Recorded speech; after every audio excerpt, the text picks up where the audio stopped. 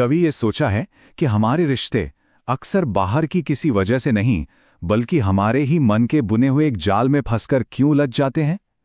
तो आज हम एक ऐसी ही कहानी सुनेंगे, शक की, बहुत ज्यादा सोचने की, और हाँ, उस जाल से निकलने की भी। तो एक सवाल है जो खुद से पूछना बनता है कि हमारी सोच हमारे रिश्तों को बनाती है या बिगाड़ती है। यही वो सवाल है जो इस पूरी कहानी के दिल में है। चलिए पता लगाते हैं। तो हमारी कहानी का हीरो है आरव, 24 साल का एक लड़का। और सीन कुछ ऐसा है कि वो अपने कमरे में अकेला बैठा है, हाथ में कॉफी का कप है जो अब तक बिल्कुल ठंडा हो चुका है।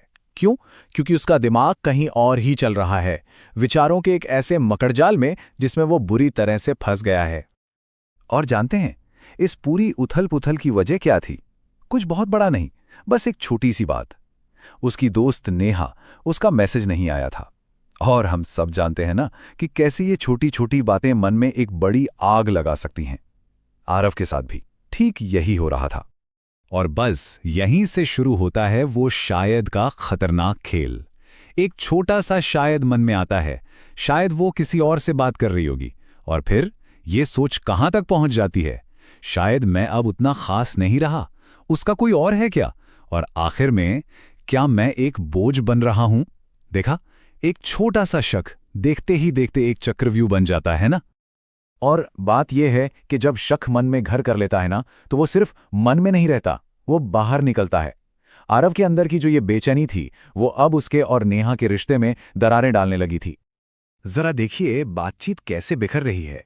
एक तरफ आरव है जिसके मैसेज शक से भरे हैं, क्या तुम मुझसे बोर हो गई हो, तुम पहले जैसी नहीं रही। और दूसरी तरफ है नेहा जो बस कंफ्यूज्ड है। वो पूछ रही है, आरव तुम खुलकर बात क्यों नहीं करते, इतना क्यों सोचते हो? लेकिन आरव तो अपने ही बनाए जाल से बाहर देख ही नहीं पा रहा था। और ठीक इसी वक्त कहानी में एंट्री होती है आरव की दादी की। बड़े बुजुर्गों की नजरें सब देख लेती हैं ना। वो आरव की परेशानी को तुरंत भांप जाती हैं, और वो जो कहती हैं वो शायद हम सबके काम आ सकता है। दादी कहती है, मन ही तो सबसे बड़ा जाल है बेटा। ये जितना सोचता है उतना ही उलझता जाता है। कितनी गहरी बात कितनी आसानी से कह दी। असली समस्या नेहा नहीं थी, असली समस्या तो आरव का अपना मन था जो खुद ही जाल बुन रहा था और खुद ही उसमें फंसता जा रहा था। तो फिर इस जाल से निकला कैसे जाए? दादी 3 रास्ते बताती हैं। पहला, अपने डर को पहचानो। ये मानो कि जो डर लग रहा है वो अक्सर हमारा मन ही बना रहा है। दूसरा, रिश्ते पर अपनी पकड़ थोड़ी ढीली करो, उसे सांस लेने की जगह दो। और तीसरा, और सबसे जरूरी, शक की जगह भरोसे को चुनो। और दादी की इन बातों ने ना आरव के लिए जैसे अंधेरे में रोशनी का काम किया। उसे अपनी गलती समझ आ गई। उसे रियलाइज हुआ कि अब सिर्फ सोचने का नहीं, बल्कि कुछ करने का वक्त है। और उसने फैसला किया कि वो भरोसे की तरफ अपना पहला कदम बढ़ाएगा। वो नेहा से कहता है, मुझे माफ कर दो, मैं बहुत सोचता हूं बेवजह। अब मैं सीखना चाहता हूं भरोसा करना। देखिए, ये सिर्फ एक माफी नहीं थी, ये एक वादा था खुद से कि अब वो इस ओवर थिंकिंग की आदत को बदलेगा। अपनी कमजोरी को मान लेना ही तो सबसे बड़ी ताकत होती है। और बस आरव की इस ईमानदारी ने उस पूरे के पूरे मकड़जाल को एक ही झटके में बिखेर दिया।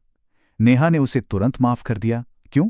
क्योंकि कभी कभी रिश्ते को बचाने के लिए किसी बड़ी दलील की नहीं, बस एक सच्ची और ईमानदार कोशिश की जरूरत होती है। तो आरव के इस कहानी का सार क्या है? मतलब हम इससे क्या सीख सकते हैं? चलिए उन जरूरी सबकों को समझते हैं जो शायद हम सबकी जिंदगी में काम आए। तो ये ओवर थिंकिंग यानी हद से ज्यादा सोचना आखिर है क्या? ये वो खामोश आग है जो बाहर से तो दिखती नहीं, लेकिन अंदर ही अंदर इंसान को और उसके रिश्तों को जलाकर राख कर देती है। तो किसी भी रिश्ते को खत्म करने के लिए क्या चाहिए होता है? कोई बहुत बड़ी गलती? जी नहीं, जरूरी नहीं है। कभी कभी सिर्फ एक छोटा सा शक ही काफी होता है।